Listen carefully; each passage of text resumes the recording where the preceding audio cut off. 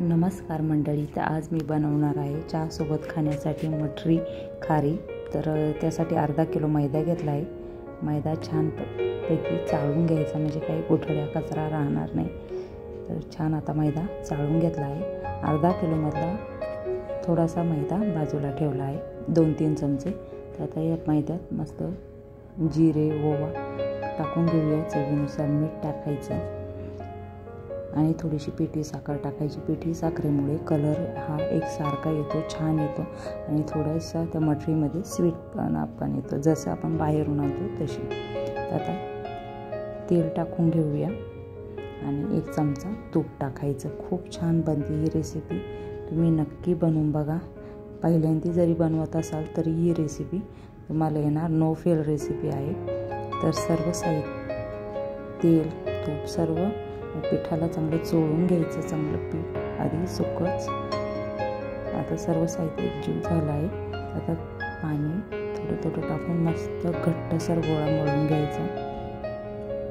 तर नक्की करून बघा, ही रेसिपी खूप छान बनते. बाहेरून विकत आणण्यापेक्षा घरच्या घरी कमी खर्चात ही रेसिपी होते आणि छानशा तेलामध्ये पण. तर तुम्ही नक्की करून बघा. तर आता पीठ पण छान असं घट्टसर मळून घेऊया.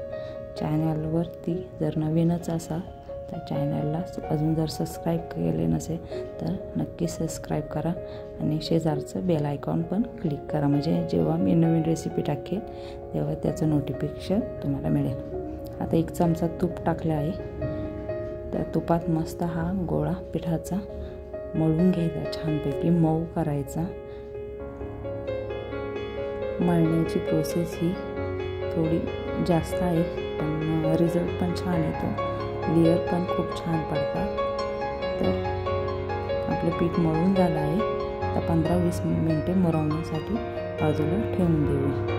तोपर्यंत आपण याच्यात 1 चमचा तूप घेतला आहे, त्याच्यात 2 चमचे मैदा टाकायचा आणि मस्त याची पेस्ट बनवून घ्यायची.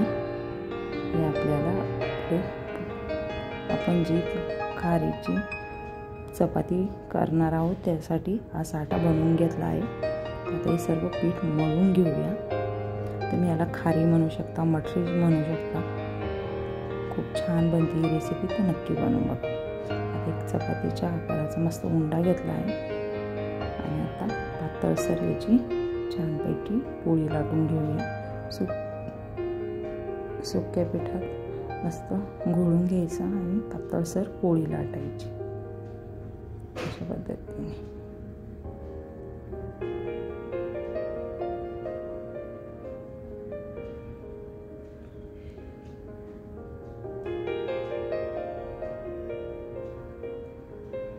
तर आता सर्व चपाती आपली लाटून झाली आहे. तो साठा छानपैकी लावून घ्यायचा.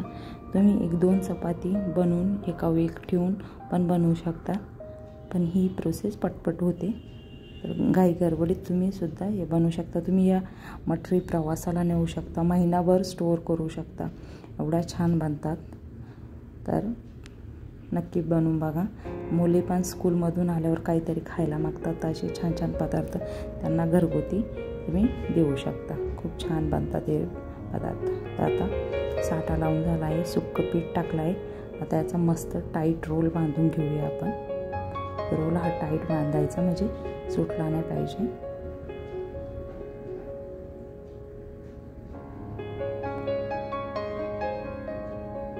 अगदी झटपट बनते ही रेसिपी. स्नॅक्सला हा एक उत्तम पर्याय आहे. छान एकसारखं असं एकदम रोल करून घ्यायचं. रोल केल्यानंतर मस्त कट करून घ्यायचे एकसारखे, म्हणजे सर्व एकसारखे बनतात. तुम्हाला आवडेल त्या आकारात तुम्ही बनवू शकता. या ट्रायंगल शेपमध्ये कशा पण तुम्हाला आवडेल खारीचा आकार देऊ शकता. तुम्ही बघू शकता का किती छान लेयर पडले आहे आतमध्ये. आणि असंच बोटाच्या साहाय्याने प्रेस करायचे आणि लाटून घ्यायचे. अगदी झटपट बनतात, खूप छान होतात. तुम्ही एकदा बनवली तर वारंवार बनवशाल. नक्की बनवून बघा. आता छोटीशी लाटी घ्यायची, ती पिठात मस्त लाटून घ्यायची, पातळशर लाटायची. आता मी ट्रायंगल शेपमध्ये बनवून दाखवते तुम्हाला.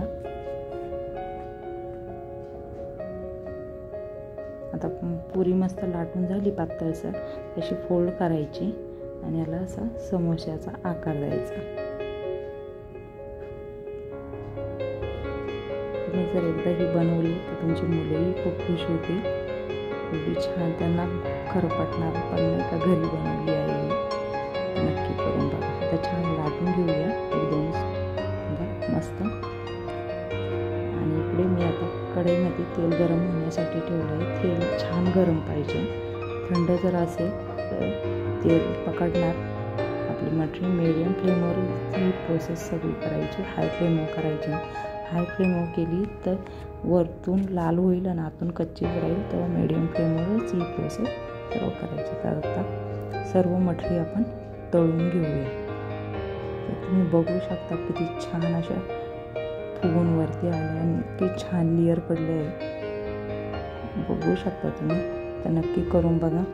अर्धा किलो पिठामध्ये असं 1 किलोच्या प्रमाणात आपल्या या मटरी बनवून तयार झाल्या आहे. तुम्ही बघू शकता किती छान दिसतात आणि लेअर पण किती छान पडले आहे. तर नक्की करून बघा. व्हिडिओ आवडला असेल तर लाईक करा, शेअर करा आणि चॅनलला सबस्क्राईब करा. आपल्या चॅनलवरती असे छान छान रेसिपी टिप्स तुम्हाला बघायला भेटतील. तर पुन्हा भेटूया अशाच एका नवीन रेसिपीसोबत. तोपर्यंत बाय बाय. थँक्यू.